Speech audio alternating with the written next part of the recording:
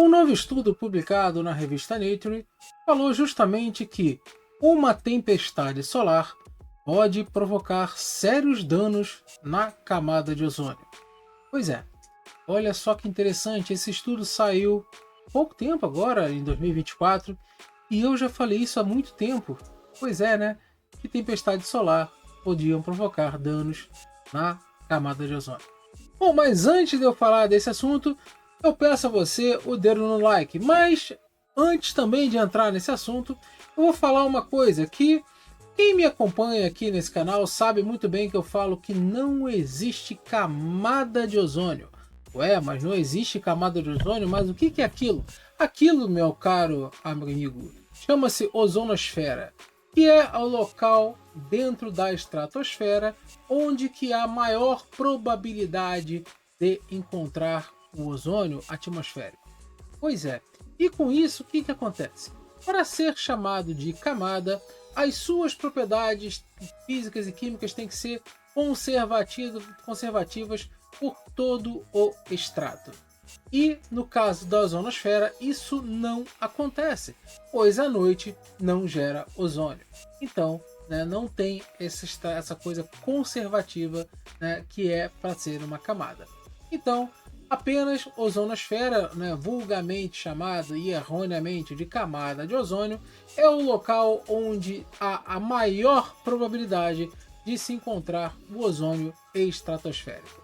Bom, vocês sabendo disso, porque acompanham o canal, então vamos lá, vamos falar um pouco sobre esse estudo que deu o que falar, né? Justamente porque ele fala que teve uma erupção bastante forte que foi em julho de 2012, quando o Sol estava bombando lá no máximo solar. Então esse artigo ele investiga impactos potenciais na camada de ozônio da Terra, né? Ou seja, na ozonosfera, onde que decorrente de eventos de tempestades solares, pois é, a explosão solar, quando ela está apontada para a Terra, gera uma tempestade solar, que a gente conhece, né, como as famosas auroras, tal, né, e outras coisas bem mais graves como pode acontecer. Acontece que essa explosão solar que teve, ela geraria uma tempestade solar extrema, né? Ou seja, essa massa coronal que foi ejetada lá em julho de 2012, ela teria sido algo assim bastante forte, tá? Então serve de um exemplo para o quê? Para a gente tentar prever, tentar estudar esse potencial efeito devastador. E as tempestades solares podem causar danos significativos, tá? Também na comunicação de satélites, isso aqui eu já falei, também a questão de arrasto de satélites, pode perder altitude e outras coisas mais, né? Inclusive até mesmo alarme na geração de energia, tendo que desligar para não queimar. Agora, além disso, pode afetar a composição química da atmosfera terrestre. Pois é, meu amigo. Vocês sabiam dessa? Agora, foram utilizadas observações de fluxos de próton, né, lá do satélite Stereo A. Olha que bonito o nome do satélite. E acontece que, para simular a resposta atmosférica a um evento bem semelhante ao que aconteceu em julho de 2012, só que lembrando que essa massa gigantesca não atingiu a Terra, ainda bem. E esse estudo incluiu 5 simulações, né, com modelos climáticos também, e variou níveis de ionização produzidos por prótons, né, ou seja, esses prótons queriam colidir com a nossa querida atmosférica, simulando várias e várias vezes e pegando o que? Ionização onde que de 10 a 100 a 1000 vezes o fluxo de prótons observados, né, justamente nos dados históricos desse satélite. Ou seja, seria aquela tempestade solar bem extrema, bem forte, né, que seria algo realmente que poderia trazer grandes problemas para nós, como aconteceu, por exemplo, lá no evento de Carrington, né, que eu já expliquei aqui no canal. E esses eventos, né, de prótons solares, eles acontecem que causam uma diminuição significativa na coluna de ozônio. Pois é. Então, especialmente nas regiões polares. E nós já sabemos que existem épocas do ano que normalmente o ozônio decai lá no polo, que é vulgarmente chamado de buraco na camada de ozônio. Só que também não existe nem camada e muito menos buraco. Aquilo ali são anomalias negativas no ozônio. O ozônio não chega a simplesmente acabar. A concentração diminui. Isso se deve principalmente naqueles momentos mais frios lá no polo, onde que o vórtice polar ele se fortalece. E o que acontece com isso? Simplesmente você não consegue ter uma renovação desse ar rico em ozônio que vem lá dos trópicos. E também naquele período, né, daquela sol, não do sol da meia-noite, mas da noite 24 horas. Ou seja, aquele período que o sol não aparece.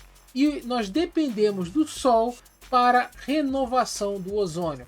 Então, sem sol, aquele frio extremo lá na Antártica, que fica principalmente nesse período sem sol no inverno. E aí o que acontece também?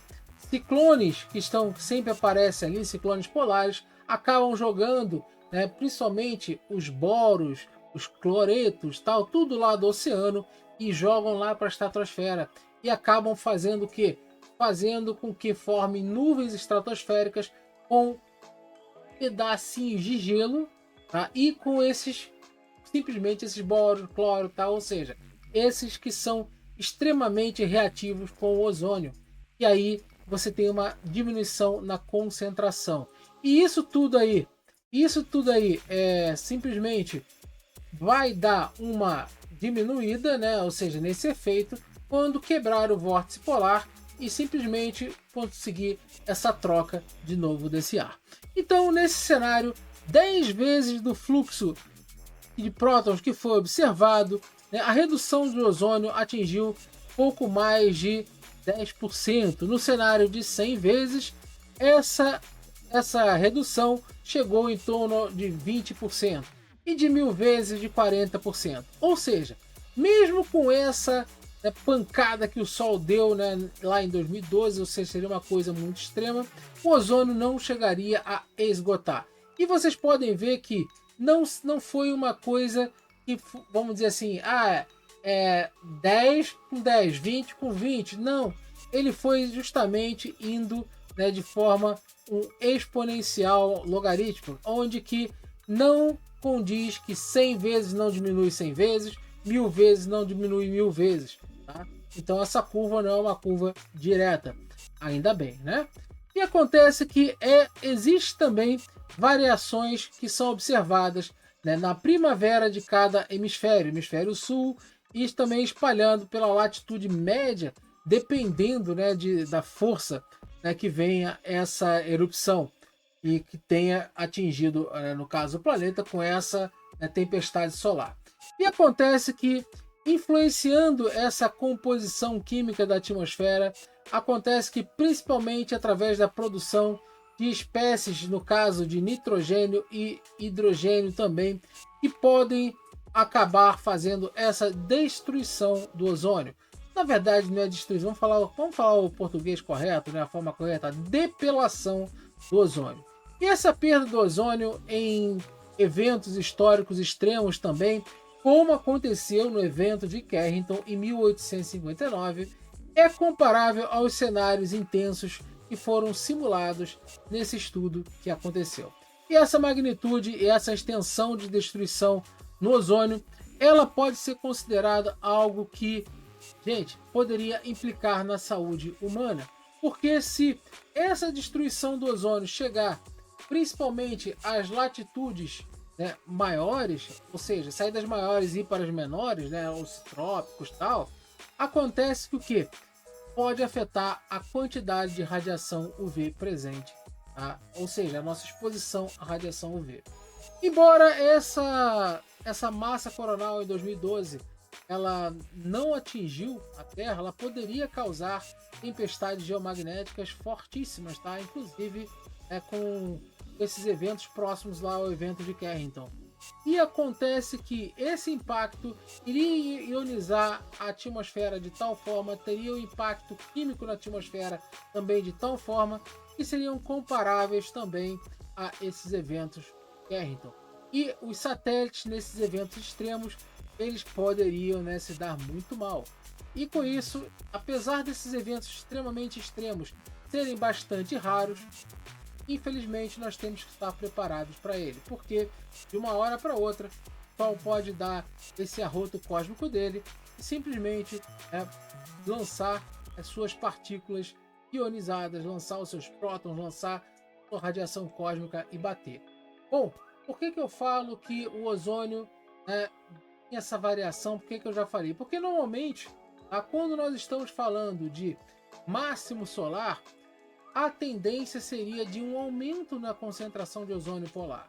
Pois é, mas como é que o estudo falou que o ozônio pode ter quebra, diminuir de tal forma, tal? Por que isso pode acontecer?